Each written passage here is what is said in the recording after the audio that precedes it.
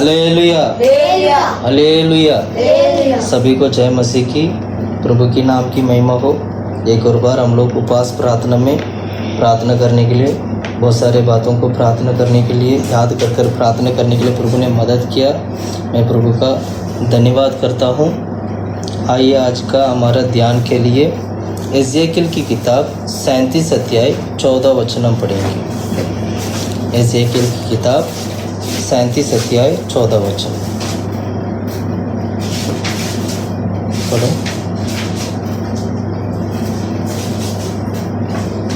मैं तुम्हें अपना आत्मा समाऊंगा और तुम जीवोगे और तुमको तुम्हारे निज देश में बसाऊंगा। तब तुम जान लोगे कि मुझे यहोवा ही ने ये कहा और किया भी है। यहोवा की यही वाणी है।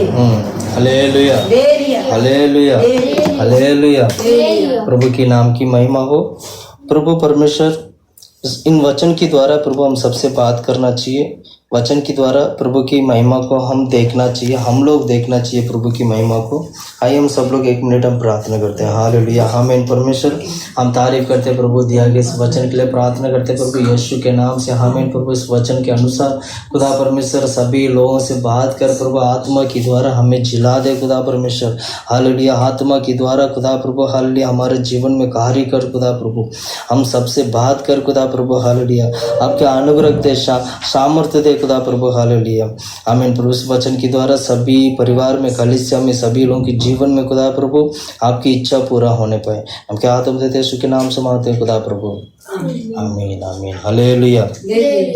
इस वचन को समझाने के लिए मैं चाहूँगा एजेकिएल की किताब 37 अध्याय 1 वचन से लेके 14 वचन तक का हम वचन को पूरा पढ़ेंगे। पढ़िएगा। यहोवा की शक्ति मुझ पर हुई और वो मुझ में अपने आत्मा समावा कर बाहर ले गया और मुझे तराई के बीच खड़ा कर दिया। वो तराई हड्डियों से भरी हुई थी। हड्डियों से तराई जो है भरी हुई थी। तब उसने मुझे उनके चारों ओर घुमाया और तराई की तरह पर बहुत सी हड्डियां थी और वे बहुत सूखी थी। तब उसने मुझसे पूछा, हे मनुष्य के संतान, क्या ये हड्डियां जो जी सकती है? मैंने कहा, हे परमेश्वर यहोवा, तू ही जानता है। तब उसने मुझसे कहा, इन हड्डियों से भविष्यवाणी करके कह, हे सूखी हड्डियों, यहोवा का वचन सुनो। परमेश्वर यहोवा तुम हड्डियों में से यूं कहता है, देखो मैं आप तुमसे सांस समाऊंगा और तुम जी उठेगी। मैं तुम्हारी नसें उपजा कर मांस चढ़ाऊंगा और तुमको चमड़े से ढापूंगा और तुम में सांस समाऊंगा और तुम जो जाओगे और तुम जान लगेगी कि यहोवा हूँ। इस आगे के अनुसार मैं भविष्यवाणी करने लगा और मैं भविष्यवाणी कर रहा था कि एक आहट आई और फूल डोल हुआ और वे हड्डियां इकट्ठी होकर हड्डी से हड्डी जुड़ गई। मैं देखता रहा कि उनमें से नसें उत्पन्न हुई और मांस चढ़ा और वे ऊपर चमड़े के ढक गई, परंतु उनमें सांस कुछ न थी। तब उसने मुझसे कहा, हे मनुष्य का संतान, सांस से भविष्यवाणी कर और सांस से भविष्यवाणी करके कह, हे सांस, परमेश्वर यहोवा यूं कहता है, चारों दिशाओं से आकर इन घात किए हुए समा जा कि ये जी उठे। उसकी इसी आज्ञा के अनुसार मैंने भविष्यवाणी की। तब सांस उनमें से आ गई और वे जी कर अपने अपने पांवों के बल खड़े हो गए और एक बहुत बड़ी सेना हो गई। 14 तक पढ़ना है। फिर उसने मुझसे कहा, ये मनुष्य के संतान, ये हड्डियां इस्राएल के सारे घराने की उपमा है। वे कहते हैं कि हमारी हड्डियां सूख गई और हमारी आशा जाती रही, हम पूरी रीति से कट चुके हैं। इस कारण भविष्यवाणी करके उनसे कह, परमेश्वर यहोवा यूं कहता है कि मेरी प्रजा के लोगों, देखो मैं तुम्हारी खबरें खोलकर तुमको उनसे निकालूंगा और इस्राएल के देश में पहुंचा दूंगा। इसलिए जब मैं तुम्हारी खबरें खोलूं और तुमकी उनसे निकालूं, तब वे मेरी प्रजा के लोग तुम जान लगोगी यहोवा हूँ मैं तुम में अपना आत्मा समाऊंगा और तुम जीवोगे और तुमको तुम्हारे निज देश में बसाऊंगा। तब तुम जान लोगे कि मुझ यहोवा ही ने ये कहा और किया भी है। यहोवा की यही वाणी है। Hallelujah, hallelujah. एजेकिएल की किताब 37 अध्याय 1 वचन से लेकर 14 वचन तक पढ़ेंगे तो यहाँ पर आत्मा की द्वारा परमेश्वर क्या करते हैं, एक शरीर को जीवित करते हैं। सभी शरीर को क्या करते हैं, जीवित करते हैं। यहाँ पर एक हड्डियां से, सूखी हड्डियां से भरा हुआ एक तराई के बारे में हम पढ़ते हैं। ये तराई जो है सूखी हड्डी से भरा हुआ है। इस तराई में मात्र सूखी हड्डी है, इसमें कुछ भी नहीं है। मैं एक बात को कहना चाहता हूँ, यीशु आज जीवित है, यीशु मसीह आज जीवित है, यीशु मसीह आज परमेश्वर प्रभु यीशु मसीह जीवित है। हम प्रार्थना करते हैं, वो प्रार्थना को सुनते हैं। हम जो भी प्रभु से मांगते हैं वो प्रभु देता है। हम जो कुछ भी प्रभु के हजूर में विनती के साथ मांगते हैं, हम प्रार्थना करते हैं, वह सभी जरूरतों को प्रभु पूरा करता है, क्योंकि यीशु जीवित है। हालेलुया। मरे हुए में से, मुर्दे में से जी उठा परमेश्वर आज भी वो जीवित है। मैं कहना चाहता हूँ, यीशु जो आत्मा से जो जीवित हुआ है, परमेश्वर जो आज जीवित हुए हैं, उसी पवित्र आत्मा के द्वारा, उसी परमेश्वर पवित्र आत्मा के द्वारा, जैसे यीशु मसीह पुनरुत्थान पाए हैं, वैसे ही हमारे जीवन में भी परमेश्वर पुनरुत्थान देने वाले हैं। हमारे जीवन में भी परमेश्वर हमें पुनरुत्थान देने वाले हैं। इस बात को हमें कभी भूलना नहीं चाहिए, ताकि मैं इसलिए मैं इन सभी बातों को मैं कह रहा हूँ, क्योंकि यीशु मसीह जैसे यीशु मसीह के जीवन में हुआ है, वैसे ही इस नया नियम में हमारे जीवन में भी होगा। इसलिए इस वचन से, इस अध्याय से हम इस बात को ऐसे सीखते हैं कि पवित्र आत्मा की द्वारा हमारे जीवन, हमारी जो जीवन है, जो हड्डी से सूखी हुई हड्डी की तरह जो हमारा जीवन है, जिसमें मांस, हड्डी, चमड़े और नस सब कुछ जो अलग अलग जो पड़ा हुआ है, जो हमारे जीवन है आज, वो सब कुछ पवित्र आत्मा के द्वारा एकत्र हो सकते हैं। हालेलुया।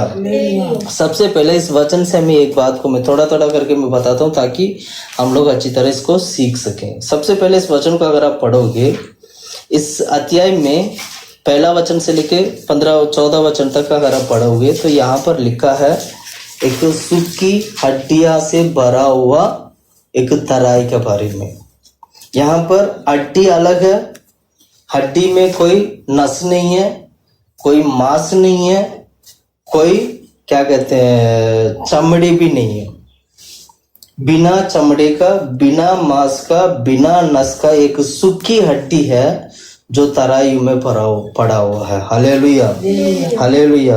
परमेश्वर इसी प्रकार इस्राएल लोगों को आशीष करना चाहते हैं। यही वाणी है जो एजेकिएल को प्रभु ने कहा था। हाँ, तो इसलिए इस अध्याय से मैं उस हिस्ट्री के ऊपर मैं जाना नहीं चाहता हूँ, मैं आत्मिक रीति से मैं दिखाना चाहता हूँ। इस अध्याय में परमेश्वर हड्डी को मांस देकर, हड्डी में नस लगाकर, हड्डी को चमड़ा लगाकर एक जीवित प्राणी परमेश्वर हवा के द्वारा, चारों दिशा की हवा के द्वारा, उसमें फूंक कर हवा के द्वारा परमेश्वर आत्मा से क्या करते हैं, उसको बनाते हैं।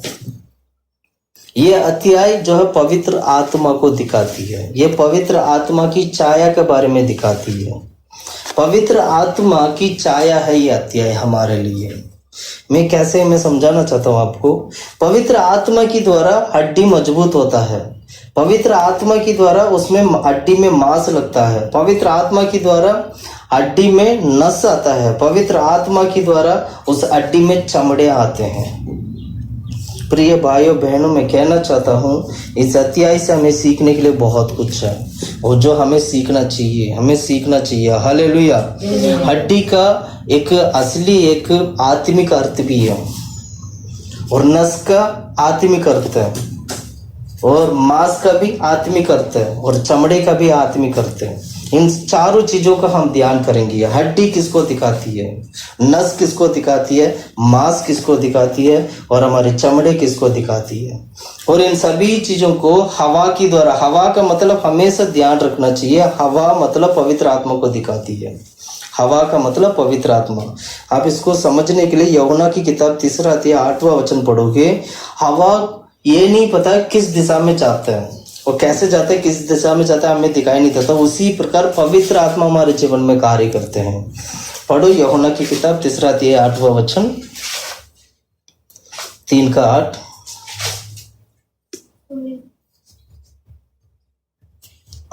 पढ़ो।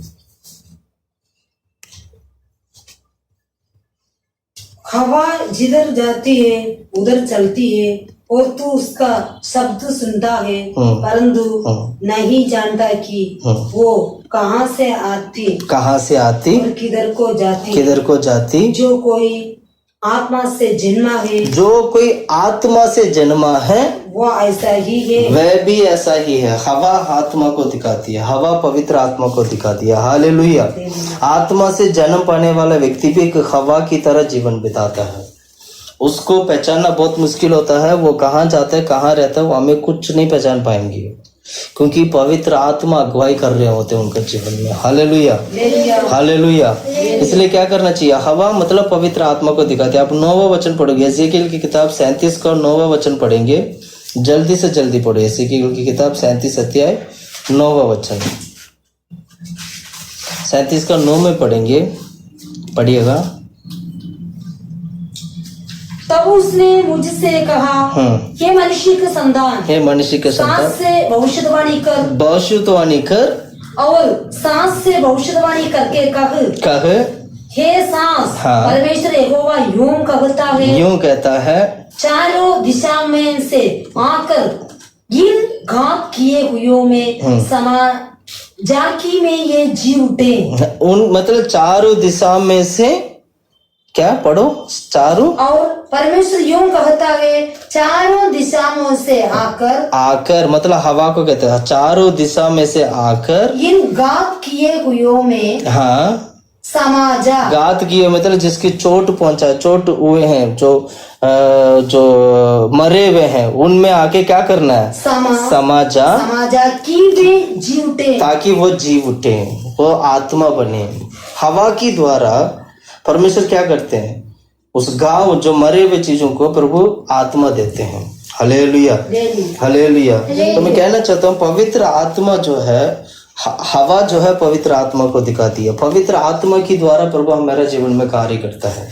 अब बाइबल में पढ़ते हुए तब यीशु ने भी एक बार क्या किया था, फूक कर पवित्र आत्मा पाने के लिए बोला था, फूक के बोला था, फूका तो पवित्र आत्मा पा लिया, है ना। Hallelujah, hallelujah. तो हमारे अंदर जो आत्मा है वो हवा की द्वारा जो आत्मा जो बनती है ना। तो प्रभु परमेश्वर ने ऐसे कार्य किया। इसलिए आप इंसान का सृष्टि के बारे में अगर देखोगे तो प्रभु ने क्या किया, फूका था, फूकने के कारण वो जीवित प्राणी बन गया। Hallelujah, hallelujah. इसलिए क्या करना चाहिए, ये सब कुछ पवित्र आत्मा को दिखाती है। पवित्र आत्मा हमारे जीवन में आएगा तो हड्डी मजबूत होगा, पवित्र आत्मा हमारे जीवन में आएगा, नस मजबूत होंगी, पवित्र आत्मा हमारे जीवन में आएगा, हमारी मांस मजबूत होगा, पवित्र आत्मा हमारे जीवन में आएगा, हमारे चमड़े मजबूत होंगे। इन चारों चीज का आत्मिक अर्थ भी है, हम उसी आत्मिक अर्थों को हम ध्यान करेंगे। इसलिए हमें क्या करना चाहिए, हम प्रभु यीशु मसीह में जीवित प्राणी बनना चाहिए। परमेश्वर यीशु मसीह में जीवित प्राणी बनने के लिए, यीशु मसीह में जीवित होने के लिए प्रभु ने हमें बुलाया है। आज हम जीवित हैं, आज हम प्रभु के आगमन में उठा लिया जाएंगे, मरे हुए लोग जीवित उठेंगे। ये प्रभु यीशु मसीह के अंदर, यीशु मसीह में ये सब कुछ होने वाला है। अब पढ़िएगा एफेसियों की किताब 2 का 5वां वचन, अगर आप पढ़ोगे, जल्दी पढ़ो एफेसियों की किताब 2 अध्याय 5वां वचन। जल्दी करते हैं क्योंकि समय बहुत कम है, हम जल्दी पढ़ेंगे। 2 का 5।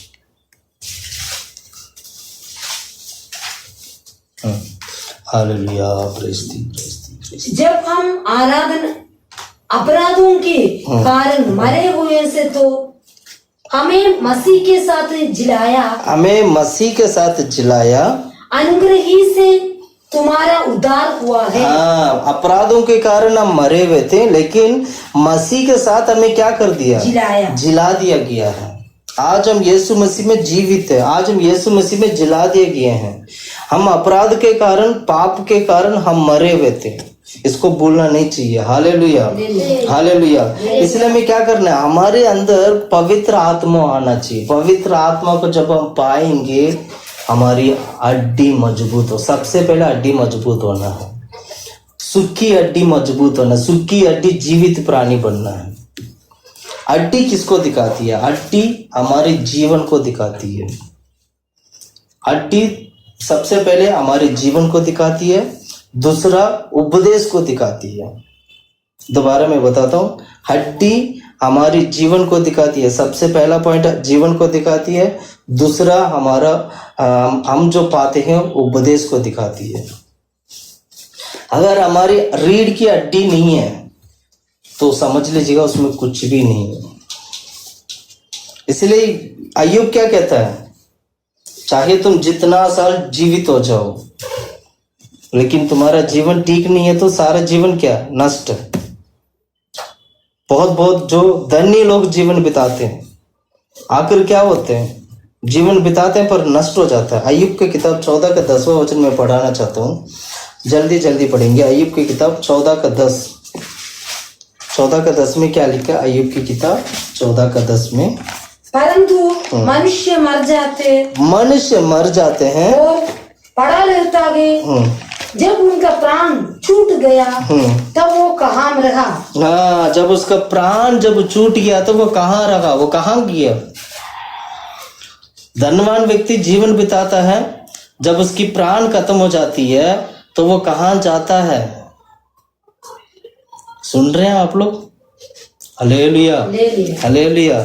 क्या हम अय्यूब के किताब 14 अध्याय 10वां वचन, क्या हम दोबारा पढ़े उस वचन को? परंतु मनुष्य मर जाता और पड़ा रहता है। देखिए, इंसान मरने के बाद पड़ा रहता है। इंसान की जीवन यही इतना ही है, मरने के बाद वो एक डेड बॉडी बन जाता है, वो पड़ा रहता है। जब उसका प्राण छूट गया, हाँ, जब उसका प्राण छूट गया तब वो कहाँ रहा? जब उसका प्राण उसके शरीर से निकलने के बाद वो कहाँ गया? वो जब उसकी प्राण उसके शरीर को छोड़कर जब निकल गया, तो आत्मा निकल गया, तो वो कहाँ गया? वो हालेलुया, हालेलुया, हालेलुया। अय्यूब की किताब 34 अध्याय 15 वचन आएगा, 34 का 15, 34:15। तो सब देहधारी एक संग नष्ट हो जाएंगे। हाँ, क्या लिखा है? तब सब देहधारी एक संग नष्ट हो जाएंगे। हाँ, और मनुष्य फिर मिट्टी में मिल जाएगा। आप एक पढ़ लो, 14 वचन से पढ़ना। यदि वो मनुष्य से अपना मन हटाए, और अपना आत्मा और श्वास अपने हृदय में समेट ले। हाँ, परमेश्वर क्या करते हैं? आत्मा और सांस को अपने पास वो क्या कर लेते हैं? समेट ले, वो खींच लेता है। परमेश्वर क्या करते हैं? आत्मा को और श्वास को अगर अपने पास ले लिया, अगर एक व्यक्ति के अंदर आत्मा है और श्वास है, तो वो दोनों का अगर परमेश्वर अपने पास ले लिया तो क्या हो जाएगा? मृत्यु हो जाएगा, है ना? तो आगे पढ़ो। तो सब देहधारी एक संग नष्ट हो जाएगी, एक संग क्या हो जाएगा, नष्ट हो जाएगी, नष्ट हो जाएगा। और मनुष्य फिर मिट्टी में मिल जाएगा, मनुष्य भी मिट्टी में मिल जाएगा, वो मट्टी बन जाएगा। Hallelujah, hallelujah. इसलिए इंसान यहाँ पर जीवन बिताते वक्त बहुत ही अच्छी तरीके से जीवन बिताता है, जो जो मन में आता है सब कुछ करता है, एक अच्छा एक धनवान व्यक्ति का जीवन बिताता है। हाँ, भजन संगीता की किताब 73 का 12 वचन पढ़िएगा। 73 का 12 वचन, भजन संगीता की किताब 73 बोलते हैं ना, 73 72 नहीं 72 नहीं 73, हाँ 73 बोल रहा हूँ ना, 73 का 12। देखो ये तो दुष्ट लोग हैं, हाँ ये तो दुष्ट लोग हैं, तो भी सदा आराम से रहकर, तो भी सदा आराम से रहकर धन संपत्ति बटोरते रहते हैं। क्या लिखा, हमने क्या पढ़ा था, दोबारा पढ़ेंगे उस वचन को। देखो ये तो दुष्ट लोग हैं, ये दुष्ट लोग हैं, वचन कहती है ये दुष्ट लोग हैं। ये लोग क्या करते हैं, तो भी सदा आराम से रहकर, तो भी सदा आराम से रहते हैं, धन संपत्ति बटोरते हैं, बटोरते रहते हैं। Hallelujah, hallelujah, hallelujah, hallelujah. इसलिए क्या करना चाहिए, अपनी धन संपत्ति को दुष्ट लोग क्या करते हैं, बटोरते हैं। उन्हें अपनी जीवन के बारे में कोई चिंता नहीं है। इंसान जब अपना जीवन छोड़ देता है तो छोड़ने के बाद उसका प्राण कहाँ है, उसका जीवन कहाँ है, वो कहाँ जाता है, क्या करता है। सब कुछ अगर मुट्ठी में ले लेगा, पूरा धरती को अगर आप मुट्ठी में भी ले लेगा तो भी अगर यदि उसकी आत्मा नष्ट हो जाए तो उसके लिए क्या लाभ होगा। मत्ती का सुसमाचार हम ऐसे ही पढ़ते हैं, पूरा धरती को अपना मुट्ठी में ले लें फिर भी अगर उसकी आत्मा नष्ट हो जाए तो उसके लिए पूरा धरती को अपना मुट्ठी में लेने के बावजूद भी अगर आत्मा नष्ट हो जाएगा तो वो धरती मुट्ठी में जो लिया है वो किस काम का है, क्या लाभ है उसका लाइफ में। प्रिय भाइयों बहनों, मैं ये कहना चाहता हूँ, हड्डी हमारे जीवन को दिखाती है। अगर हमारे हड्डी हमारा जीवन नष्ट हो जाएगा तो इस धरती पे हम जो जीवन बिताते हैं सब बेकार हो जाएंगे। इसलिए हमें क्या करना चाहिए, पवित्र आत्मा में हमारी हड्डी जो है पवित्र आत्मा में जीवित होना चाहिए। Hallelujah, hallelujah, hallelujah. इसलिए एक इंसान अगर बहुत साल जीवन बिताते, मान लेते कि इंसान बहुत साल जीवन बिताते हैं, कहाँ पढ़ते हैं ऐसे वचन, यदि कोई इंसान बहुत साल 100 साल अधिक साल अगर जीवन बिता ले, कहाँ पढ़ते हैं, सभापदेशिक में पढ़ते हैं। पढ़ो सभापदेशिक का किताब 6 अध्याय 3 वचन 6 का 3।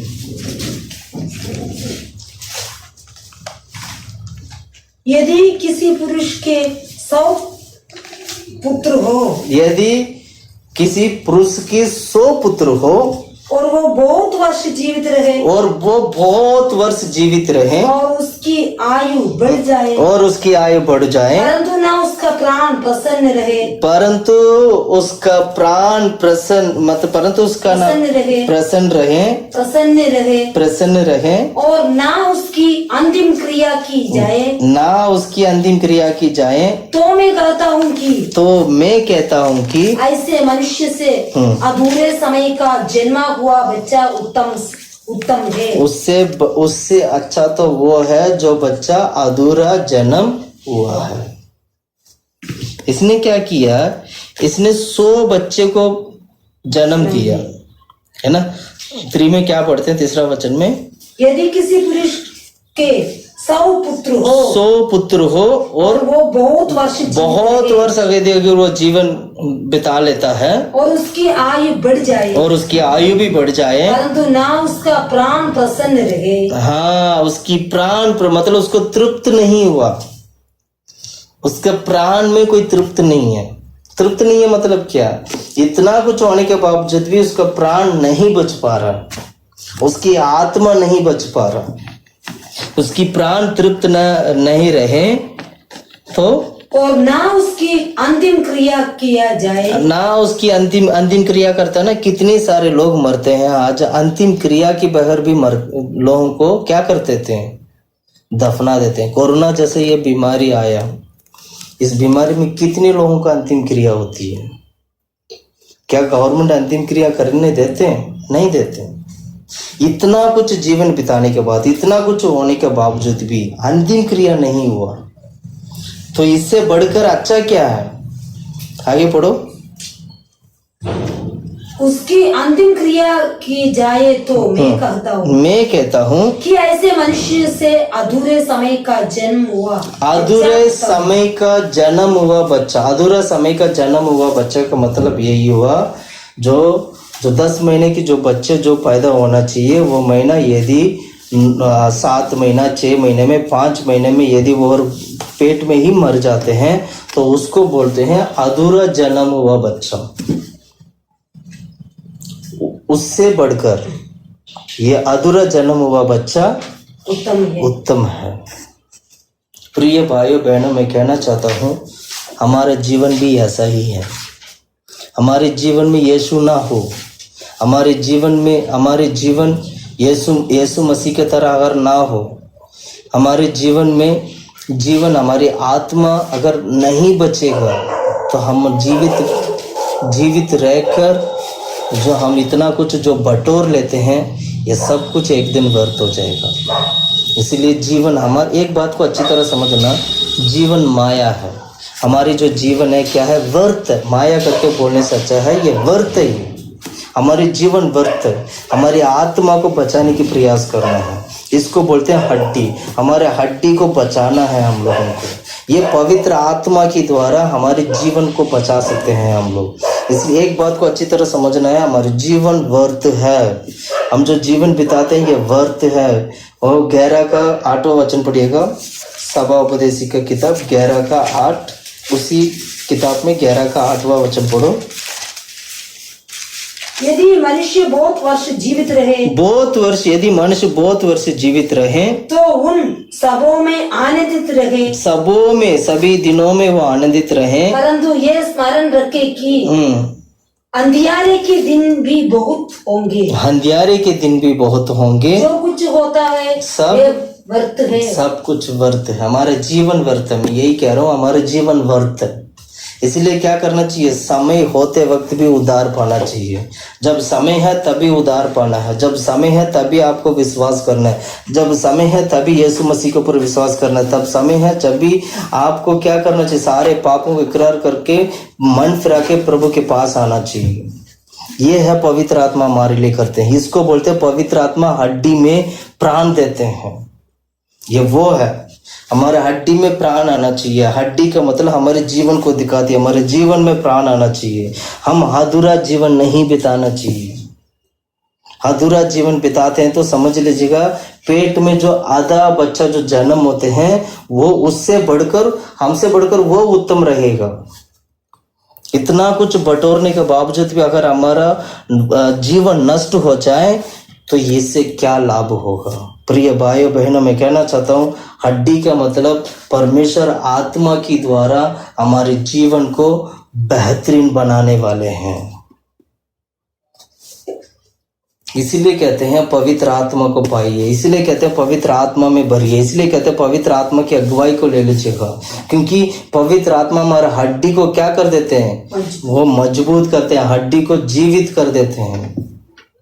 सूखी हड्डी में परमेश्वर जान डाल देते हैं। यह पवित्र आत्मा के द्वारा होता है। इसका मतलब क्या? हमारा सूखी हुई जीवन में प्रभु आत्मा के द्वारा, हमारे सूखी हुई जीवन में परमेश्वर क्या कर देते हैं? जान डाल देते हैं। कितने लोगों की जीवन है आज सुखी हुई जीवन है, कितने लोगों की जीवन है आज कंगालपन का जीवन है, कितने लोगों की जीवन है आज हाथ में कुछ भी नहीं है, कितने लोगों के जीवन है वो बहुत सारे लोग ऐसे सोचते हैं जीने से अच्छा हम मर जाएं। इसका मतलब क्या पता है? पवित्र आत्मा की द्वारा आपकी हड्डी में यानी आपकी जीवन में परमेश्वर की द्वारा आत्मा की द्वारा प्रभु ने आपको जीवित नहीं किया। इसीलिए हम अपने जीवन को लेकर चिंता करते हैं और बोलते हैं कि इस जीने से अच्छा हम मर जाएं। क्यों? क्योंकि पवित्र आत्मा हमारे जीवन में नहीं है। हड्डी मजबूत होना चाहिए, वो भी पवित्र आत्मा में जीवित हो जाना चाहिए। Hallelujah, hallelujah, hallelujah. हड्डी दो चीजों को दिखाती है, एक जीवन को दिखाती है, दूसरा उपदेश को दिखाती है। हड्डी केवल जीवन को प्राप्त करने से मतलब हमारे जीवन में केवल जीवन प्राप्त करना, एक अच्छा जीवन बिताने से नहीं चलेगा। हमारे जीवन में उपदेश भी होना चाहिए, हमारे जीवन में उपदेश के अनुसार जीवन बिताना चाहिए, हमारे जीवन में परमेश्वर की वचन के अनुसार जीवन बिताना चाहिए। तब जाके वो जीवन भी जो हम जीवित बिताते हैं, जीवित रहते हैं, हमारे जीवन में उपदेश के कारण हमारा जीवन बच जाएगा, हमारी आत्मा बच जाएगा। मत्ती के सुसमाचार का 23 का वचन अगर पढ़ते हो तो प्रभु यीशु मसीह ने क्या किया था? यीशु मसीह ने क्या किया था? राज्य के बारे में प्रचार किया था। यीशु मसीह ने शुरू कर दिया था राज्य के बारे में प्रचार करने के लिए। यीशु मसीह आते सबसे पहले प्रचार करना शुरू किया। क्यों प्रचार करना शुरू किया? प्रचार के द्वारा, परमेश्वर के उपदेश के द्वारा हड्डी मजबूत होती हैं। पढ़िएगा 4 का 23 वचन। यीशु सारे गलील में फिरता हुआ उनके आराधनालयों में उपदेश करता और राज्य का सुसमाचार प्रचार किया और लोगों को हर प्रकार की बीमारी और दुर्बलता को दूर करता रहा। और सारे सीरिया देश में बस देखिएगा लोगों को क्या किया? सारे बीमारी सभी चीजों से प्रभु ने क्या किया? प्रभु ने दूर किया, उन लोगों को चंगाई दिया, छुटकारा दिया, प्रभु ने बचाया लोगों को। और साथ में परमेश्वर उनकी जीवन मजबूत होने के लिए उपदेश देता रहा।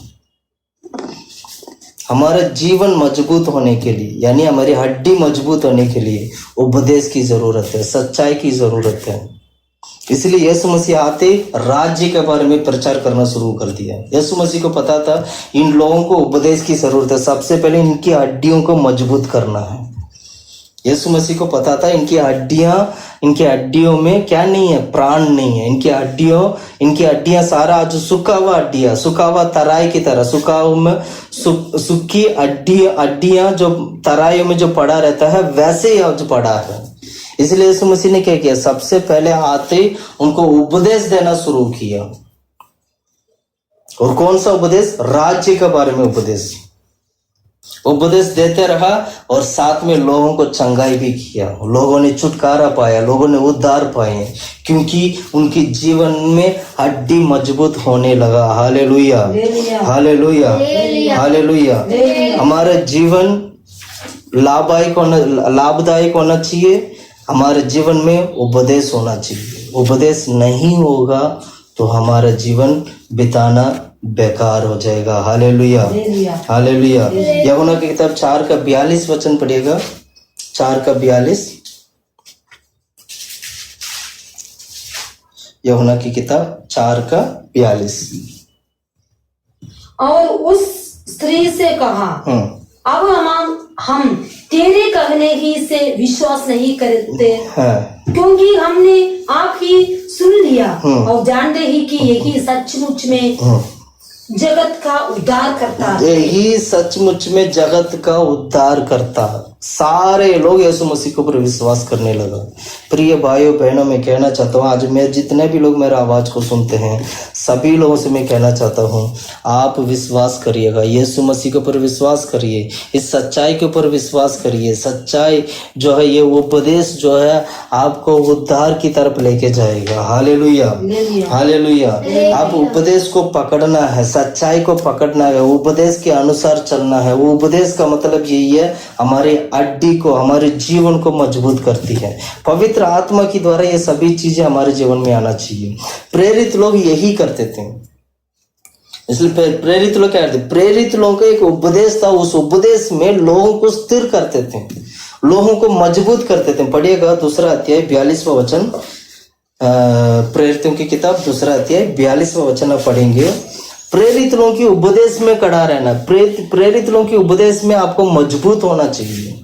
इस नया नियम में आपका हड्डी यानी आपका जीवन मजबूत होना है, तो परमेश्वर की मतलब प्रेरित लोगों की उपदेश में आपको क्या करना चाहिए, मजबूत होना चाहिए। पढ़ो। और वे प्रेरितों से शिक्षा पाने, प्रेरितों से शिक्षा पाने, और संगति रखने। ये प्रेरितों की शिक्षा का मतलब है प्रेरितों की उपदेश है ये। इसीलिए कलीसिया में जो प्रचार करते हैं उन प्रचार को क्या करना चाहिए, सुनना चाहिए, मानना चाहिए। प्रेरित लोग करने वाले प्रचार है। जितना भी जो सेवक लोग आज प्रचार करते हैं, जितना भी कलीसिया में जो प्रचार होती है, इस प्रचार को क्या करना चाहिए, सुनना चाहिए, मानना चाहिए, क्योंकि ये प्रेरित लोगों की द्वारा मिलने वाली शिक्षा है हमारे लिए। इसमें हमें क्या होना चाहिए, मजबूत होना चाहिए। 5:42 वचन पढ़ो, प्रेरितों की किताब 5:42।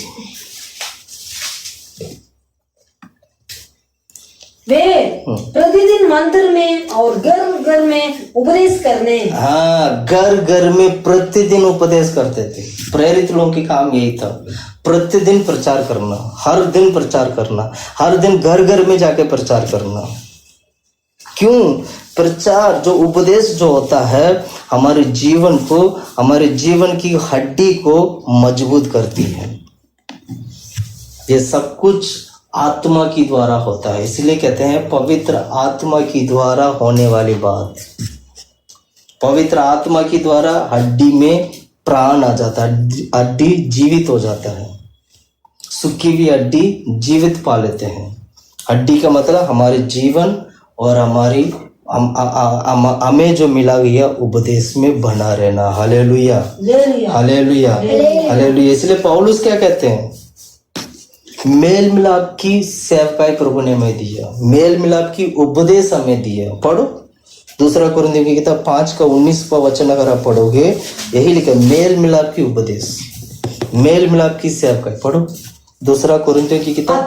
परमेश्वर ने मसीह में होकर अपने साथ संसार का मेल मिलाप कर लिया और उनके अपराधों को दोष उन पर नहीं लगाया और उसमें मेल मिलाप का वचन हमें सौंप दिया। मेल मिलाप का वचन, इसको बोलते हैं उपदेश, मेल मिलाप की उपदेश। प्रिय भाइयों बहनों, मैं कहना चाहता हूँ आज परमेश्वर ने जो सच्चाई हमें दिया है, आज परमेश्वर ने हमें जो उपदेश दिया है, ये मेल मिलाप की उपदेश है हमारे लिए, ये मेल मिलाप की वचन है हमारे लिए। इसको स्वीकार करना चाहिए, इसको हमारे जीवन में आने के लिए जगह देना चाहिए। अगर मेल मिलाप की सुसमाचार, मेल मिलाप की उपदेश, मेल मिलाप की वचन, ये मेल मिलाप की जो सेवका ये हमारे जीवन में नहीं आएगा तो हमारे जीवन मजबूत नहीं होगा। हमारे जीवन मतलब हमारी हड्डी मजबूत नहीं होगा। Hallelujah, hallelujah, hallelujah. हड्डी मजबूत करना है। हालेलुया। एक और वचन में पढ़ना चाहता हूँ, इसीलिए पौलुस क्या कहते हैं, हम इसीलिए उपदेश देते हैं ताकि सभी लोग प्रभु की आगमन में, प्रभु के सामने एक परिपूर्णता के साथ खड़ा हो सके। कोलोसियों की किताब 1:28 वचन में लिखा है, सभी लोगों को हम इसलिए उपदेश देते हैं, सभी लोगों को हम इसलिए चेतावनी देते हैं ताकि सभी लोग प्रभु की राज में एक सिद्ध होकर खड़ा हो सके। पढ़ो सोचों को। इसका प्रचार करके हम हर एक मनुष्य को चेतावनी देते हैं और सारे ज्ञान से हर एक मनुष्य को सिखाते हैं। हर एक मनुष्य को ज्ञान से हम सिखाते हैं, मतलब उपदेश देते हैं हर एक मनुष्य को ज्ञान से। और आगे कि हम हर एक व्यक्ति को मसीह में सिद्ध करके उपस्थित करें, मसीह में सिद्ध होकर प्रभु की राज में उपस्थित होना। इसीलिए हम क्या करते हैं, बड़ी ज्ञान के साथ, बड़ी बुद्धि के साथ हम चेतावनी देते हैं, उनको सिखाते, उपदेश करते हैं, उन्हें बताते हैं हालेलुया। प्रिय भाइयों बहनों, मैं कहना चाहता हूँ सच्चाई को मानिए, उद्धार की सच्चाई को मानिए। उद्धार की सच्चाई को क्या करना चाहिए? मानना चाहिए।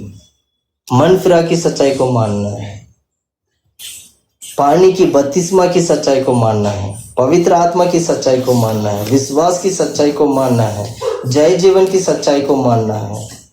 कितनी सारी सच्चाई है हमारे लिए प्रभु ने दिया। उस सभी सच्चाई को पूरा बाइबल में दिए गए सारे उपदेश को क्या करना चाहिए? मानना चाहिए। हालेलुया।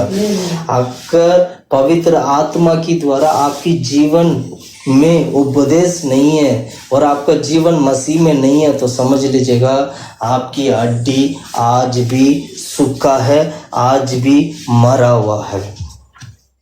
Hallelujah, hallelujah. अगर शरीर में हड्डी नहीं है तो समझ लीजिएगा उस हड्डी, अगर मांस है सब कुछ मान लेते हैं, हड्डी नहीं है तो क्या होगा? वो हड्डी स्थिर नहीं रह सकता। हड्डी ना होने की वजह से स्थिर नहीं रह सकता।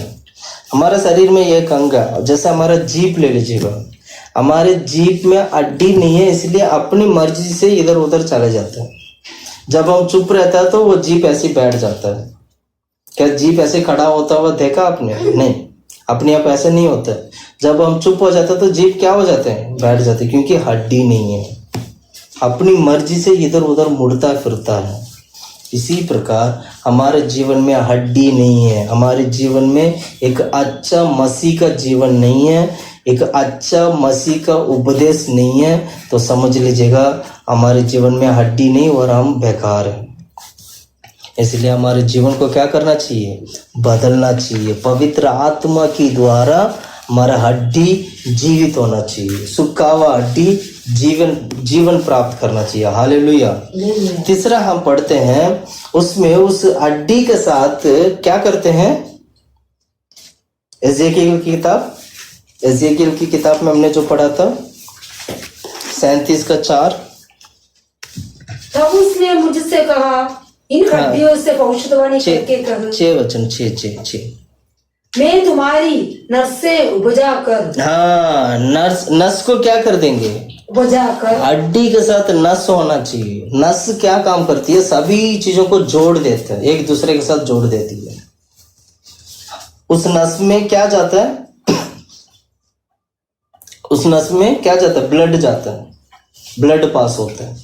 और नस सभी चीजों को क्या कर देती है? जोड़ती है, जोड़ के रखती है। पूरा शरीर को जोड़ के रखने वाली चीज नस है। नस का मतलब फेलोशिप को दिखाती है। नस का मतलब क्या, किसको दिखाती है? आत्मिक रीति से फेलोशिप का मतलब संगति को दिखाती है। आत्मिक जीवन में पवित्र आत्मा की द्वारा पवित्र आत्मा की संगति नहीं है तो समझ लीजिएगा हम मसीह में जुड़े नहीं हैं। संगति बहुत जरूरत है, इसलिए पवित्र आत्मा की संगति बहुत जरूरत है। पवित्र आत्मा की द्वारा हमें संगति होना चाहिए। प्रेरित लोग जब सेवा करते थे तो वो उनके बीच में बहुत ही एक अच्छा संगति था। वो लोग पवित्र आत्मा पाए हुए लोग हैं, पवित्र आत्मा को घर घर में जाते थे, एक संगति बनाते थे। संगति था बहुत अच्छा। ये पवित्र आत्मा की द्वारा पवित्र आत्मा की संगति है। ये पढ़िएगा 2 कोरिन्थियों की किताब 13:14 13 का 14 पढ़ते हैं। 2 कोरिन्थियों की किताब 13:14 पढ़ो। प्रभु यीशु मसीह का अनुग्रह और परमेश्वर का प्रेम और पवित्र आत्मा को सहभागिता तुम सबके साथ होती रहे। पवित्र आत्मा की पवित्र सहभागी, ये इसको बोलते संगति। पवित्र आत्मा की सहभागिता मतलब संगति। पवित्र आत्मा के साथ सहभागी होना चाहिए, पवित्र आत्मा में संगति होना चाहिए। पवित्र आत्मा पाने वाला व्यक्ति के जीवन में संगति करने का स्वभाव होगा, क्योंकि पवित्र आत्मा संगति के लिए वो मदद करता है। पवित्र आत्मा सौभाग्य होने के लिए मदद करता है। Hallelujah, hallelujah. फिलिपियोस की किताब 2 अध्याय 1 और 2 वचन पढ़ेंगे। वहां पर भी यही बात हम पढ़ते। फिलिपियोस की किताब 2 अध्याय हम जल्दी जल्दी पढ़ते हैं। फिलिप्पियों की किताब 2 अध्याय, फिलिपियो 2 का 1 और 2 वचन पढ़ते हैं। अतः यदि मसीह में कुछ शांति, मसीह में कुछ शांति और प्रेम से ढाढ़स और आत्मा की सहभागिता, हम क्या पढ़ा? आत्मा की सहभागिता, आत्मा में सहभाग्य। मैं दोबारा बोल रहा हूँ, पवित्र आत्मा सौभाग्य की आत्मा है। पवित्र आत्मा संगति का आत्मा है। पवित्र आत्मा जिसका जीवन में होगा वो संगति करेगा, सबके साथ मिलजुल के रहेगा। पवित्र आत्मा होगा तो सभी लोगों के साथ एक समान प्रेम करेगा। पवित्र आत्मा नहीं है तो संगति नहीं है, पवित्र आत्मा नहीं है सहभाग्य नहीं है। यही बात यहाँ पर लिखा। और आगे पढ़ो। और कुछ करुणा और दया है, कुछ करुणा और दया है, तो मेरा ये आनंद पूरा करो। एक मिनट सुझाव। कुछ करुणा और दया है तो मेरा ये आनंद पूरा करो कि एक मन रहो। हाँ। और एक ही प्रेम और एक ही चित्त और एक ही मनसा रखो।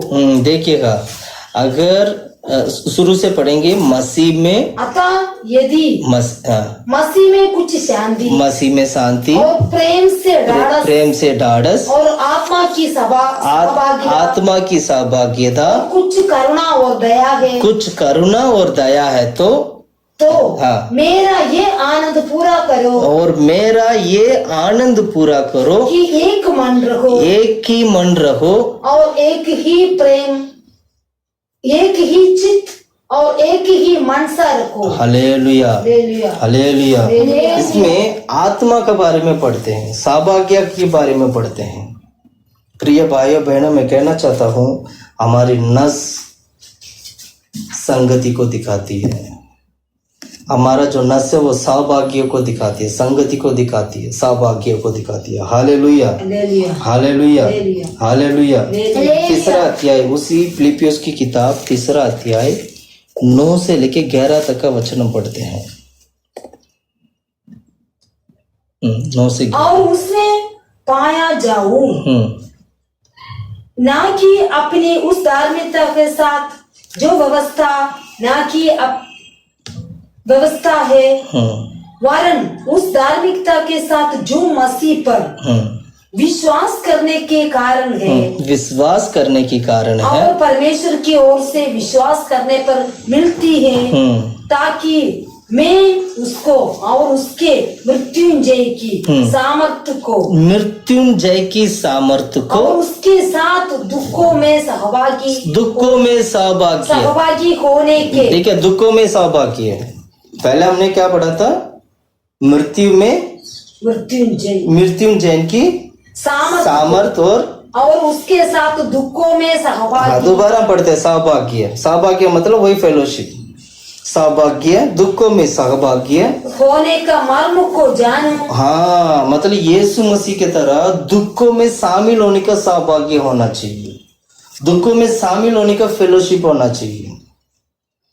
बहुत सारे लोग दुख, मुसीबत, परेशानी में जीवन बिताते हैं, तो क्या है उनके साथ क्या होना चाहिए? हम लोग क्या होना चाहिए? हम लोग भी सौभाग्य होना चाहिए। दुख में भी सौभाग्य होना चाहिए, सुख में भी सौभाग्य होना चाहिए। यही हमारा जीवन है। हम लोग क्या करते हैं? जब सुख होता तो अच्छी बात है तो हम उसमें शामिल हो जाते हैं। जब बुरी बात होता तो हम क्या करते हैं? फ़ोन नहीं उठाते। बुरी बात में फ़ोन नहीं उठाएंगे, बुरा वक्त पर फ़ोन नहीं उठाएंगे, बुरा वक्त पर लोगों से मिलेंगे नहीं। ऐसे नहीं है। दुख में भी हमें मिलना चाहिए, दुख में भी, मुसीबत की समय पर भी हमें क्या करना चाहिए? मिलना चाहिए, उनके साथ सौभाग्य रखना चाहिए। हालेलुया। पहले यूहन्ना की किताब 1 अध्याय 6 और 7वां वचन अगर हम पढ़ेंगे, वहाँ पर भी हम इसी सौभाग्य बारे में हम पढ़ते हैं। पहला यूहन्ना की किताब 1 अध्याय 6 से लेके 7, 6 और 7 पढ़िएगा। यदि हम कहें कि उसके साथ हमारी सहभागिता है उसके साथ हमारी सौभाग्य है और फिर अंधकार में चले और फिर अंधकार मतलब सौभाग्य रखा है और फिर भी हम अंधकार में चले तो तो हम झूठे हैं, हम झूठे बनेंगे, वो सत्य पर नहीं चलते। सत्य पर नहीं चलते हैं। Hallelujah hallelujah. मुंह से कहने से सौभाग्य नहीं होते हैं, मुंह से तो कहते हैं हम सौभाग्य रखे हैं, पर हमारी चाल चलन में सौभाग्य नहीं है तो हम सबसे बड़ा झूठे हैं। अभी भी हम अंधकार में जीवन बिताते हैं तो सबसे बड़ा झूठे बनेंगे। हालेलुया। वचन के अनुसार क्या करना चाहिए?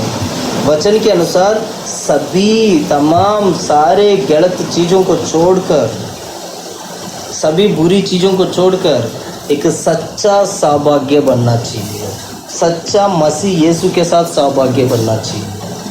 मुंह से कहने वाला नहीं, करके दिखाने वाला बनना चाहिए। करके दिखाएंगे तभी हम झूठा नहीं सचमुच में साबित बनेंगे, वरना हम झूठा कहलाए जाएंगे। Hallelujah hallelujah. सबसे पहले हमने देखा था हड्डी। हड्डी किसको दिखाती है? जीवन को दिखाती है और उपदेश को दिखाती है। दूसरा हमने देखा था क्या? हमारा नस किसको दिखाती है? सौभाग्य को दिखाती है। फेलोशिप, सौभाग्य बोल सकते हैं, फेलोशिप बोल सकते हैं, संगति भी बोल सकते हैं। हालेलुया। तीसरा है मांस। उस मांस को क्या किया? हड्डी है, हड्डी के बाद नस है, नस के ऊपर मांस लगा दिया, मांस चढ़ा दिया। छठा वचन में लिखा है एजेकियल की किताब 37 का छठा वचन, तुम्हारी नस से बजाकर मांस चढ़ाऊंगा। नस के ऊपर क्या होना चाहिए? मांस चढ़ना चाहिए। ये जो भी बात हम देख रहे हैं ये पवित्र आत्मा के द्वारा होने वाली बात है, ठीक है। अब मांस चढ़ाते, मांस का मतलब क्या दिखाती है? मांस का मतलब जब यीशु मसीह, यूहन्ना की किताब में हम क्या पढ़ते हैं? आदि में वचन था, वचन परमेश्वर के साथ था और वचन परमेश्वर था। 14 वचन में क्या पढ़ते हैं? वचन देहधारी हुआ, मतलब वचन मांस में बदल गया, वचन मांस में बदल गया। वो मांस किसको दिखाती है? अनुग्रह और सच्चाई को, यानी मांस अनुग्रह और सच्चाई को दिखाती है। दोबारा मैं बोलता हूँ, हड्डी जीवन को दिखाती है और उपदेश को दिखाती है। नस फेलोशिप सौभाग्यता या तो संगति को दिखाती है, ऐसे करके बोल सकते हैं। और मांस किसको दिखाती है? अनुग्रह और सच्चाई। पहला यूहन्ना की सुसमाचार पहला अध्याय 14 वचन। यूहन्ना की सुसमाचार पहला अध्याय 14 वचन में वचन देदारी मतलब मांस को दिखाती है, शरीर को दिखाती है। वचन देदारी हुआ मतलब वचन मांस बन गया। पहला वचन में हम पढ़ते हैं, आदि में वचन था, वचन परमेश्वर के साथ था और वचन वो वचन ही परमेश्वर। पहला वचन पढ़ो। आदि में वचन था और वचन परमेश्वर के साथ था और वचन परमेश्वर था। अब वो वचन यहाँ पर देदारी हो रहे, मतलब वचन मांस में बदल रहा है, वचन मांस में बदल रहा है। अब आगे पढ़ो उसी 14 वचन। और अनुग्रह और सच्चाई से परिपूर्ण होकर, अनुग्रह, अब वो मांस जो है अनुग्रह और सच्चाई में परिपूर्ण होकर और ऐसे तेजस प्रकट हुआ है। हालेलुया। कहने का मतलब मांस जो है, जो देदारी, जो मांस जो है अनुग्रह और सच्चाई को दिखाती है। ये अनुग्रह सच्चाई कैसे हमारे जीवन में आएगा? पवित्र आत्मा की द्वारा हमारे जीवन में आएगा। जिसने पवित्र आत्मा पाया, जिसने पवित्र आत्मा की द्वारा चलता है, जिसने पवित्र आत्मा की बपतिस्मा को पाता है, उसका जीवन में अनुग्रह और सच्चाई की मांस आ जाएगा। Hallelujah hallelujah. यीशु मसीह के बारे में हम ये जो भी हमने पढ़ा है ये यीशु के बारे में पढ़ा है। 17 वचन पढ़ो। पहला अध्याय 17 वचन, इसी अध्याय में यूहन्ना की सुसमाचार इसलिए पहला कि 17। व्यवस्था तो मूसा के द्वारा दी गई, ये व्यवस्था तो मूसा के द्वारा दी गई, परंतु अनुग्रह और सच्चाई यीशु मसीह के द्वारा पहुंची। हाँ, ये अनुग्रह हमें जो मिला है, ये सच्चाई जो हमें जो मिला है, वो यीशु के द्वारा हमें मिला है। प्रिय भाइयों बहनों, मैं कहना चाहता हूँ वो परमेश्वर उस नस के साथ, उस हड्डी के साथ मांस को भी लगाया। इसका मतलब अनुग्रह और सच्चाई को भी क्या कर दिया, लगा दिया। मैं कहना चाहता हूँ ये हमारा जो शरीर है एक दिन मिट्टी में मिल जाएगा, लेकिन हमारी जो अंदर जो आत्मा है, अंदर की जो इंसान है, उसमें हड्डी होना चाहिए, आत्मिक हड्डी होना चाहिए, आत्मिक नस होना चाहिए, आत्मिक मांस होना चाहिए और आत्मिक चमड़े होना चाहिए। मैं जिस हड्डी की बात कर रहा हूँ, मैं जिस मांस की बात कर रहा हूँ, मैं जिस नस की बात कर रहा हूँ, मैं जिस चमड़े की बात कर रहा हूँ, मैं इस शरीर का नहीं, वो मैं आत्मिक व्यक्ति के बारे में मैं बात कर रहा हूँ, आत्मिक हड्डी के बारे में बात कर रहा हूँ, आत्मिक नस के बारे में बात कर रहा हूँ, आत्मिक मांस के बारे में बात कर रहा हूँ। इतना ही नहीं, आत्मिक चमड़े के बारे में बात कर रहा हूँ। प्रिय भाइयों बहनों, मैं कहना चाहता हूँ हमारी आत्मिक जीवन में अनुग्रह सच्चाई होना चाहिए। अनुग्रह सच्चाई का मतलब तभी हमारे आत्मिक जीवन का मांस बनेगा, हमारे आत्मिक जीवन में मांस बनेंगे। हमारे आत्मिक जीवन सही नहीं है, हमारे आत्मिक जीवन में उपदेश नहीं है, हमारे आत्मिक जीवन में संगति नहीं है, हमारे आत्मिक जीवन में अनुग्रह और सच्चाई नहीं है, तो समझ लीजिएगा हमारे आत्मिक जीवन मरा हुआ है। हमारे आत्मिक जीवन में जीवन नहीं है, वो जीवित नहीं है, मरा हुआ हालत में है। इसलिए यीशु ने क्या कहा, मैं ही मार्ग सत्य और जीवन हूँ। अनुग्रह और सच्चाई यीशु मसीह के द्वारा मिला है। इसलिए यीशु ने कहा मैं ही मार्ग सत्य और जीवन। यूहन्ना की सुसमाचार 14 अध्याय 6 वचन में हम पढ़ते हैं। यूहन्ना की सुसमाचार 14 का 6 वचन में पढ़ते हैं, मैं ही मार्ग सत्य, मार्ग और सत्य और जीवन मैं ही हूँ। Hallelujah, hallelujah, hallelujah. यीशु ने क्या किया, हम यीशु मरकर जब वो जा रहे थे तब वो हमारे लिए पवित्र आत्मा दे के गए हैं। आपको पता है पवित्र आत्मा कौन सी आत्मा है? सच्चाई की आत्मा है। जो अनुग्रह और सच्चाई जो हमें मिला है, अनुग्रह और सच्चाई यीशु मसीह के द्वारा मिला है। अनुग्रह जो उद्धार मिला है हम लोगों को फ्री में मिला है, ये अनुग्रह है, परमेश्वर की अनुग्रह है। आज हमें उद्धार फ्री में मिला है, अनुग्रह और सच्चाई फ्री में मिला। सच्चाई यीशु मसीह के द्वारा मिला है। इसका मतलब क्या, पवित्र आत्मा यीशु के द्वारा मिला है। इसलिए पवित्र आत्मा सच्चाई की आत्मा है। बाइबल में ऐसे पढ़ते ना, सच्चाई की आत्मा है। यूहन्ना की किताब 14 अध्याय 16-17 वचन में पढ़ेंगे तो यीशु ने स्वयं कहा था सत्य की आत्मा।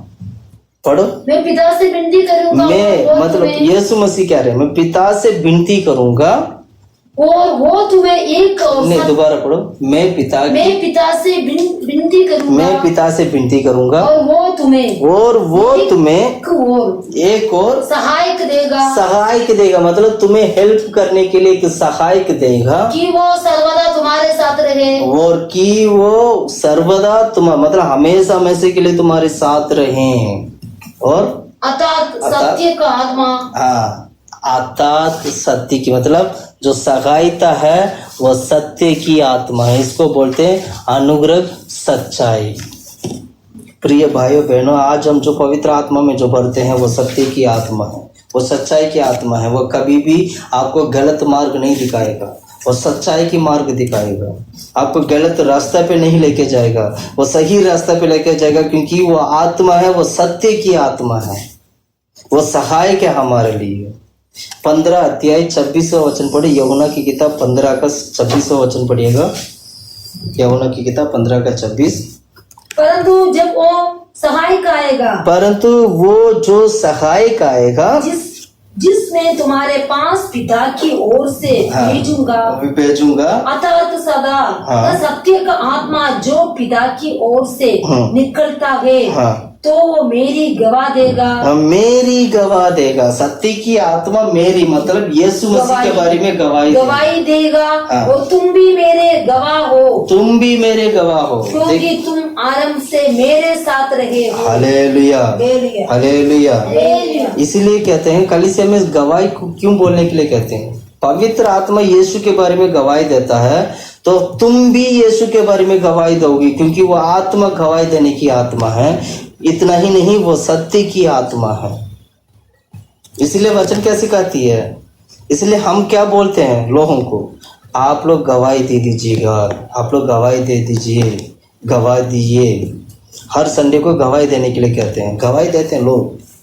आप सभी लोग गवाही इसलिए देते हैं क्योंकि जो सत्य की आत्मा आपके जीवन में है, वो आत्मा स्वयं यीशु के बारे में गवाही देते हैं। इतना ही नहीं, आप भी यीशु के बारे में गवाही देते हैं। इसीलिए अनुग्रह और सच्चाई से भरा हुआ मास हमारे आत्मिक जीवन में होना चाहिए। 16 का 13 वचन पढ़ो, यूहन्ना की किताब सुसमाचार, यूहन्ना की 16 का 13। अर्थात सत्य का आत्मा आएगा, जब वो सत्य की आत्मा आएगा तो तुम्हें सब सत्य का मार्ग बताएगा। सब सत्य की, मैं पहले बोला था, सत्य की मार्ग बताएगा। क्योंकि वो अपनी ओर से ना कहेगा, अपनी ओर से नहीं कहेगा। सत्य की आत्मा अपनी ओर से नहीं कहेगा, परंतु जो कुछ सुनेगा, जो वही कुछ सुनेगा और वही कहेगा। मतलब पिता परमेश्वर से जो कुछ भी वो आत्मा सुनेगा और वही तुमसे कहेगा कि तुम ऐसे करो वैसे करो। इसको बोलते हैं सत्य की आत्मा। प्रिय भाइयों बहनों, मैं कहना चाहता हूँ, अनुग्रह और सच्चाई यीशु मसीह के द्वारा हमें मिला गया है। इसको हमें स्वीकार करना चाहिए, इसको हमें प्राप्त करना चाहिए आत्मा की द्वारा। आत्मा हमें जीवित प्राणी बना देता है। Hallelujah, hallelujah. चौथा हम देखते हैं एजेकियल की किताब में। चौथा क्या देखते हैं?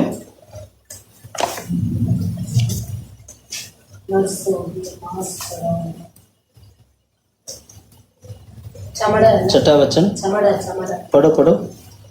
मैं तुम्हारी नसें बजाकर मांस चढ़ाऊंगा और तुमको चमड़े से डापूंगा। चमड़े से डापूंगा। प्रिय भाइयों बहनों, हड्डी के ऊपर नस होना चाहिए, नस के साथ मांस चिपका हुआ होना चाहिए, हड्डी के साथ चिपका हुआ होना चाहिए, और इन सभी चीजों को चमड़ा ढापना चाहिए। जब हम एक व्यक्ति को देखते हैं, हम उसकी मांस को नहीं देखते हैं, ना ही उसकी नस को देखते हैं, ना ही उसकी हड्डी को देखते हैं। हम व्यक्ति को जब देखते हैं तो सिर्फ चमड़ा दिखाई देता है। Hallelujah, hallelujah, hallelujah. ये चमड़ा किसको दिखाती है? चमड़ा पूरा शरीर को जैसे सुरक्षा में रखा है, हड्डी को सुरक्षा में रखा है, मांस को बचा के रखा है, नस को बचा, न सभी चीजों को ढाप के रखा है। इसी प्रकार हमारे जीवन में जो उपदेश है, हमारे जीवन में जो फेलोशिप है, जो संगति है, और हमारे जीवन में परम यीशु मसीह के द्वारा मिला गया अनुग्रह और सच्चाई है, इन सभी चीजों को प्रार्थना की द्वारा हमें बचा के रखना है। चमड़ा मतलब प्रार्थना की जीवन को दिखाती है। चमड़ा किसको दिखाती है? प्रार्थना का जीवन। प्रार्थना की जीवन की द्वारा आप हड्डी को बचाना है, मांस को बचाना है और नस को बचाना है। सभी चीजों को ढाप के रखना प्रार्थना के द्वारा। प्रार्थना ऐसे चीज है, हमारा सभी चीजों को क्या कर देता है? ढाप के संभाल के रखता है। इसीलिए प्रति समय पर हम कहते हैं, प्रतिदिन हम कहते हैं, हर व्यक्ति से जब भी बात करते हैं हम यही कहते हैं, प्रार्थना करिए, हर बात के लिए प्रार्थना करिए, हर बात के लिए। यीशु ने भी हमें यही सिखा के गया। तुम्हें नहीं पता है क्या होने वाले हैं, यीशु ने यही कहा था। अंतिम दिन में ऐसे ऐसे घटना होगा, तुम्हें नहीं पता यीशु मसीह का आगमन कब है, तुम्हें नहीं पता अंतिम दिन में क्या होगा। इसलिए तुम क्या करना? प्रार्थना करना, जागते रहो, प्रार्थना करो। हर बात के लिए प्रार्थना प्रार्थना प्रार्थना। प्रार्थना ऐसी चीज है, एक चमड़े की तरह सभी चीजों को ढांप देती है, सभी चीजों को ढांप कर बचाती है, वो प्रोटेक्ट करती है, हम लोगों को बचा के रखती है। इसलिए प्रार्थना का जीवन का मतलब हमारा जीवन पूरी तरीके से सुरक्षित आत्मा के द्वारा में प्रार्थना का मतलब एवी प्रार्थना नहीं, प्रार्थना भी आत्मा में होना चाहिए। इसलिए यीशु ने क्या कहा था, प्रार्थना करते रहो, लगातार प्रार्थना करो। हमें नहीं पता क्या होने वाला है। हम वो वचन पढ़ते हैं, मरकुस की किताब 13 अध्याय 23 से लेकर 27 का वचन तक अगर आप पढ़ोगे, होने वाला बातों के बारे में लिखा है। 13 अध्याय 23 से लेकर 27 वचन तक। पर तुम चौकस रहो, देखो मैंने तुम्हें सब बातें पहले ही से बता दी है। हाँ, मसीह लोगों को इस धरती पे होने वाला हर एक चीज पहले से ही वो लोग जानते हैं। मैं पहले बता रहा हूँ, दोबारा बता रहा हूँ, मसीह लोग सभी चीजों को पहले से अच्छी तरह जानते हैं। आगे पढ़िएगा। उन दिनों में उस क्लेश के बाद सूरज अंधेरा, क्लेश के बाद, उन दिनों में क्लेश के बाद सूरज क्या हो जाएंगे, अंधेरा हो जाएगा, और चांद प्रकाश ना देगा। हाँ, जब सूरज अंधेरा हो जाएगा तो चांद भी प्रकाश नहीं दे पाएगा। हाँ, और आगे, आकाश से तारागण गिरने मतलब आकाश से सारे तारे जो हैं धरती पे गिरने लगेंगे, और आकाश की शक्तियाँ हिल गई, आकाश की शक्तियाँ हिलाई जाएगा। धरती भी हिलता है, आकाश भी हिलता है। कभी इतना बड़ा तूफान कभी कहीं 100 साल पहले आया था करके न्यूज़ में बोला गया। आज जो है, जो महाराष्ट्र में, जो मुंबई में जो तूफान आया, वो 100 साल पहले आया गया करके बोलते हैं। क्यों 100 साल पहले आया गया चीज अब क्यों आ रहा है? क्योंकि आकाश और धरती हिलाया गया है। आकाश और धरती हिल जाए, ये अंतिम दिनों में होने वाली घटना है। ये कोरोना बीमारी आज हम देखते हैं, भूकंप हम देखते हैं, लड़ाई झगड़ा की बातचीत हम सुनते हैं, है ना, देश देश की लड़ाई झगड़ा की बातचीत, उस चर्चा हम क्या करते हैं, सुनते हैं। और साइक्लोन आया, बहुत बड़ा बड़ा तूफान आए हैं। और इतना ही नहीं, बीमारी कैसे फैला हुआ, और इतना ही नहीं, तभी चीज होने के कारण अकाल भी आ गया। हाथ में पैसा नहीं है, हाथ में क्या नहीं है, पैसा नहीं, अकाल आ गया। लोगों के हाथ में नौकरियां नहीं। क्यों? ये सभी चीज एक साथ आता है। क्यों आता है? क्योंकि अंतिम दिनों में होने वाली बातें ही। इसलिए यीशु ने क्या कहा, आगे पढ़ो 26। सब लोग मनुष्य के पुत्र को बड़ी सामर्थ और महिमा के साथ बादलों में आते। हाँ, ये जब ये सारे घटना होगा तभी मनुष्य का पुत्र बड़ी सामर्थ्य के साथ और महिमा के साथ बादलों में आते हुए देखेंगे। इसलिए क्या करना चाहिए? जागते रह के प्रार्थना करना है। 33 वचन पढ़ो, 33। देखो, जागते और प्रार्थना करते रहो। जागते और प्रार्थना इसलिए तुम करते रहो क्योंकि तुम नहीं जानते, क्योंकि तुम ये नहीं जानते हो कि वो समय कब आएगा। वो समय कब आएगा, कभी अंतिम दिन होगा, कभी यीशु मसीह का आगमन होगा, तुम्हें नहीं पता है। Hallelujah, hallelujah. इसलिए जाग कर रहकर क्या करना चाहिए? प्रार्थना करनी चाहिए। हमारी जीवन, हमारा आत्मिक जीवन को प्रार्थना ढांप के रखता है। प्रार्थना एक चमड़े की तरह ढांप के रखा है सभी चीजों को। इसलिए प्रार्थना आत्मा में होना चाहिए, क्योंकि आत्मा में ये सब कुछ होगा। क्योंकि आत्मा ही शरीर को जीवित कर सकता है। शरीर को जीवित करने वाला चीज आत्मा है। एजेकिएल की किताब 33 अध्याय में हम पढ़ते हैं, उसमें उस मरा हुआ हड्डी को, शरीर को, पूरा शरीर को जीवित करने वाला चीज आत्मा करके हम पढ़ते हैं। वहां पर आत्मा ही सभी चीजों को जीवित करती है। इसलिए हमारी आत्मिक जीवन की प्रार्थना में आत्मा होना चाहिए, आत्मा में प्रार्थना करना चाहिए।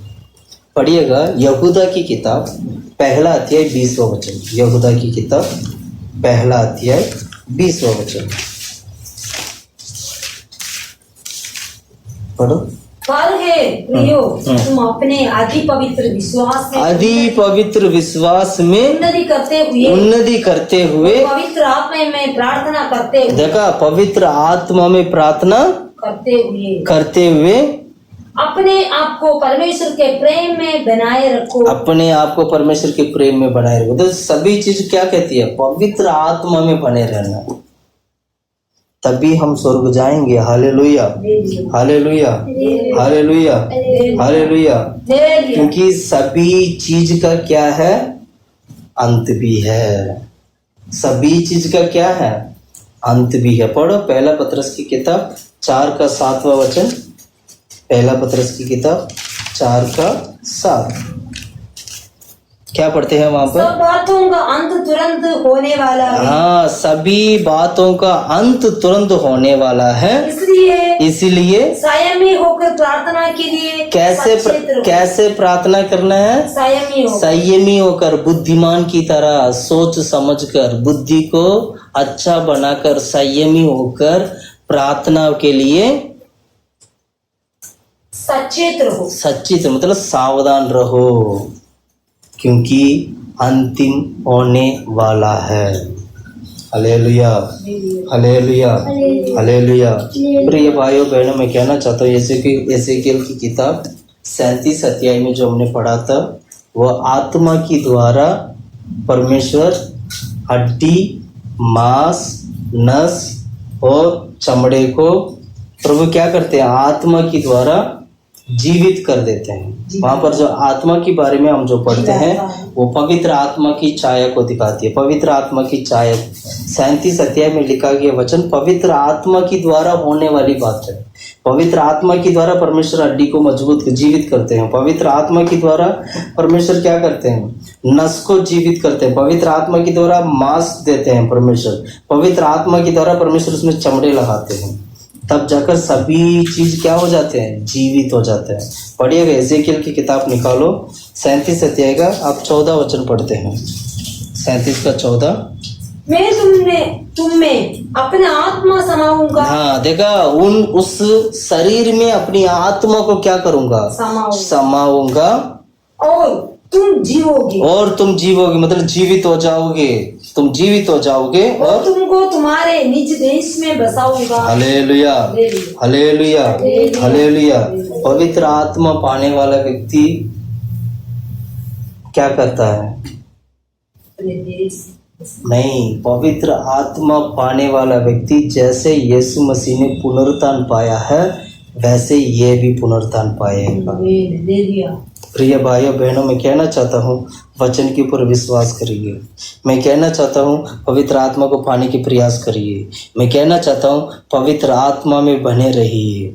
जो वचन आज हमने सीखा है, जो वचन आज हमने सुना है, इस वचन के अनुसार हमारे जीवन मरा हुआ हड्डी को प्रभु जीवित कर दे। हमारे जीवन में, हमारे आत्मिक जीवन में जो हड्डी है वो मरा हुआ हालत में हो तो प्रभु से प्रार्थना करेगा आत्मा की द्वारा उस हड्डी में वो हड्डी जीवित हो जाए, वो जीवन प्राप्त करे, वो उपदेश को प्राप्त करे। अगर मरा हुआ नस है तो उस नस को परमेश्वर पवित्र आत्मा की द्वारा परमेश्वर उसको क्या कर दे? जीवित कर दे। संगति बनाने के लिए मदद करे। संगति का स्वभाव हमारे जीवन में प्रभु लाने के लिए प्रभु मदद करें। और मांस को परमेश्वर क्या करना चाहिए? उस शरीर में देना चाहिए, यानी अनुग्रह और सच्चाई परमेश्वर हमारे जीवन में देना चाहिए। अनुग्रह यीशु के द्वारा मिलता है और सच्चाई यीशु के द्वारा मिलता है। सच्चाई की आत्मा हमारे जीवन में कार्य करना चाहिए। और इन सभी चीजों को चमड़े की द्वारा उसको क्या करना चाहिए? रखवाली करना चाहिए। इसका मतलब प्रार्थना की द्वारा हमारा आत्मिक जीवन को आत्मा में प्रार्थना कर कर उसको क्या करना चाहिए? रखवाली करना चाहिए। हम सभी लोग मिलकर हम प्रार्थना करते हैं, घुटने में बैठकर हम प्रार्थना करते हैं, प्रभु के हजूर में हम प्रार्थना करते हैं। प्रभु परमेश्वर हमारे जीवन में कार्य करने के लिए प्रार्थना करते हैं। हालेलुया, आमीन, आमीन, आमीन, आमीन, आमीन, आमीन, आमीन।